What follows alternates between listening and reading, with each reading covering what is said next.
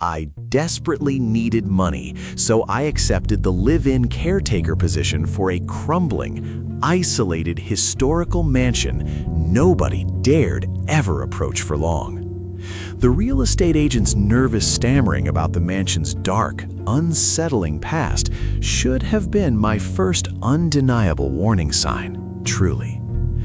Dust motes danced in the sparse sunlight piercing through the mansion's shattered windows, illuminating a profound, unspeakable decay within. Strange, unsettling creaking sounds began echoing from upstairs every night, despite the entire property being completely and utterly empty. I convinced myself it was just an old house settling, or the persistent wind playing tricks through the broken window panes. Then I started finding meticulously arranged antique children's toys placed deliberately on the grand staircase each and every morning. They were clearly heirlooms from a century ago, always appearing where absolutely no one could have possibly left them. The chilling whispers started subtly, just beyond my hearing, sounding like faint, distant, desperate, sorrowful pleas. I found myself talking aloud to the empty, cavernous rooms, arguing with elusive shadows, questioning my own sanity entirely.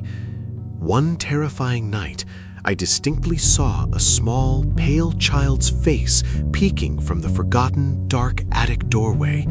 Its eyes were wide, black, and filled with an ancient, unbearable sorrow and a profound emptiness I can still feel now. I haven't left since that night because something here doesn't want me to, and I'm truly terrified to even try.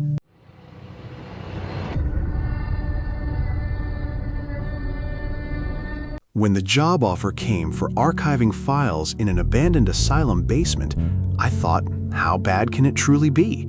The salary was unbelievable, the facility completely deserted, and the project needed immediate, round-the-clock attention. My supervisor just handed me a key, a map, and whispered something about avoiding the West Wing, always. The air in the archive basement was perpetually cold, heavy, and carried the unmistakable scent of stale medication. I worked alone through the long nights, surrounded by boxes filled with patient records from decades past. Sometimes I'd hear faint scratches coming from inside locked filing cabinets when no one else was present. I attributed the strange noises to rats, a crumbling building, anything but what my gut screamed at me. Then, on the third night, I found a child's crayon drawing on a newly opened patient folder. It depicted a distorted figure with wide black eyes watching from behind a jagged wall. The paper was brittle, ancient, yet the drawing felt freshly pressed, profoundly unsettling to my core. I now understand why nobody accepted this high-paying job. The archive isn't empty after all. I can hear them moving above me now, and I'm just pretending to keep working, paralyzed by fear.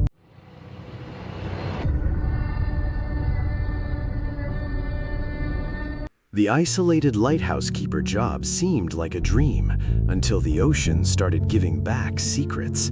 My predecessor vanished without a trace, leaving only a cryptic journal filled with frantic scribbles.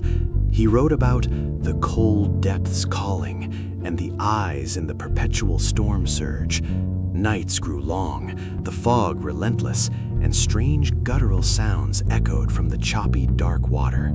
I'd see fleeting, massive shapes beneath the waves, moving with unnatural speed towards the tower. The light mechanism failed last night, plunging the entire island into a terrifying, deep darkness. Now I hear heavy breathing just outside the door, and the floorboards are truly buckling beneath me. This wasn't a job no one wanted. It was a job no one ever truly survived in the end.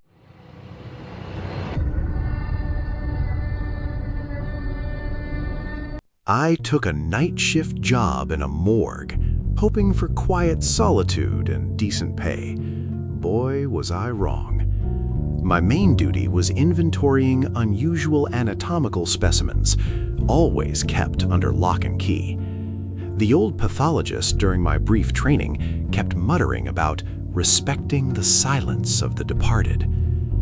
After a week, a distinct cold whispering started emanating from the specimen lockers, usually after midnight.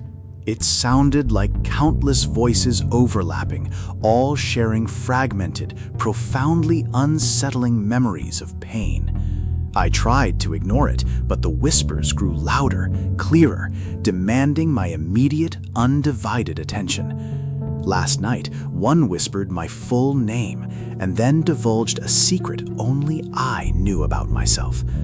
Now I'm documenting their stories because I fear what happens if I ever stop listening, truly.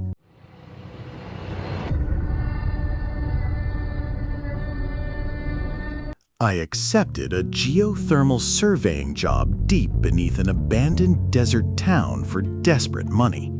The company insisted on single-person crews working completely alone in the isolated, collapsing tunnels. Before descending, my contact gave a grim warning about things older than humanity down there.